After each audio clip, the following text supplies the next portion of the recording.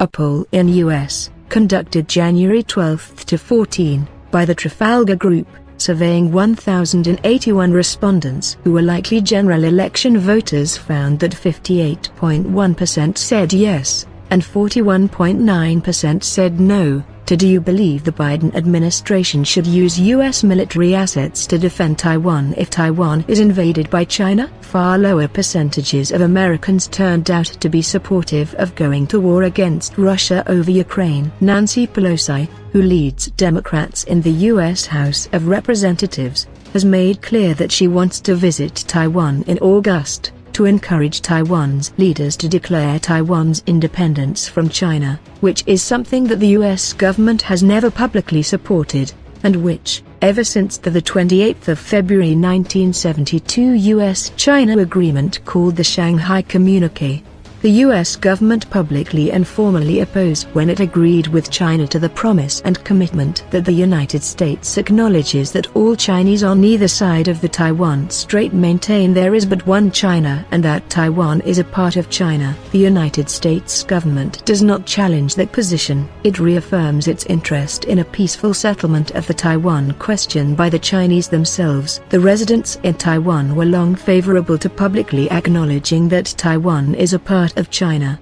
but the CIA and other U.S. government agencies have worked for decades, notwithstanding the Shanghai Communique and others to the contrary of Taiwan's independence, to reverse Taiwan's being a part of China, and to instead encourages Taiwanese to fear and oppose, even demonizing China's government. These U.S. government warmongering efforts have, by now, succeeded overwhelmingly among the residents of Taiwan. Consequently, on the 29th of March 2005, Taiwan issued the official position of the Republic of China, Taiwan, on the People's Republic of China's anti-secession, anti-separation law, and publicly announced to the world that Taiwan rejects that Chinese law, because the law proclaims that Taiwan is a part of China. U.S. President Harry S. Truman had created the CIA in 1947 to perpetrate coups and other regime changes so that the U.S. government could take control of the world without necessarily using its armed forces for its conquests,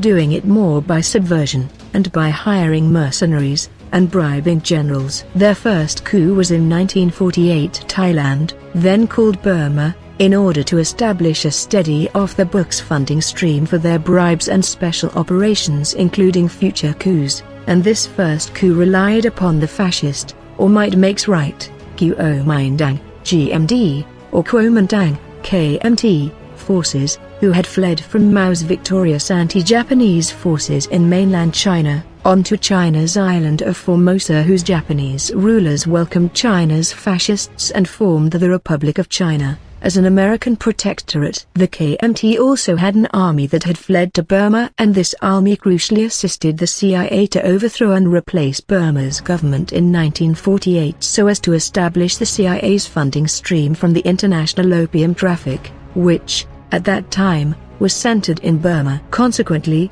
the CIA partnered with the KMT at the very start of the CIA. On the 27th of June 1950, Truman announced that the U.S. 7th Fleet would be protecting Taiwan, so that the U.S., which was clearly hostile to America's WW2 ally, China, would be providing national security protection to the people on Taiwan. That policy has been very successful toward conquering China, but only gradually, and it is now being brought to the boiling point. If Taiwan makes any attempt to declare publicly that it is not a part of China, then China will invade it, in order to enforce what they have always consistently asserted about Taiwan, that it is a part of China. And then, the U.S. government will say that China's invasion is not a peaceful settlement of the Taiwan question by the Chinese themselves, and will go to war against China, and will blame China's government for this war that the U.S. government has actually been preparing, setting up,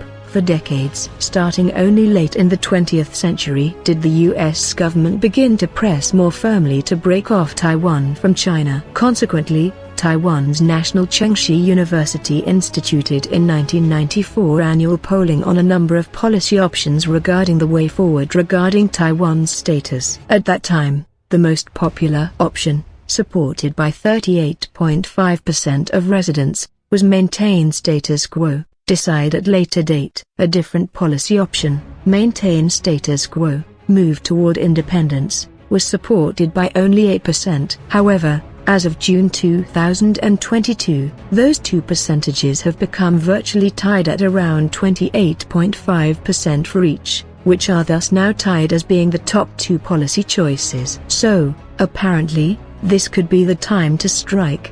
Perhaps Pelosi is hoping to move the needle a bit more America's way by flying into Taiwan now, under a U.S. armada, and so provoking war against China, on the part both of Taiwan and America. It would bond Americans and Taiwanese to the same fate, and a U.S. military victory against China would do much for Democrats' fortunes in this year's off elections. On July 29, the Republican U.S. Senator Marsha Blackburn, headline Blackburn, colleagues, introduced legislation authorizing defense lend-lease with Taiwan and announced U.S. Senator Marsha Blackburn, Senator Rick Scott, and Representative Michelle Steele introduced the Taiwan Democracy Defense Lend-Lease Act. This legislation will support the United States partnership with Taiwan by authorizing a defense lend or lease program with the government of Taiwan. Taiwan is our greatest partner in the Indo-Pacific region, and their continued sovereignty is essential to challenging the new axis of evil,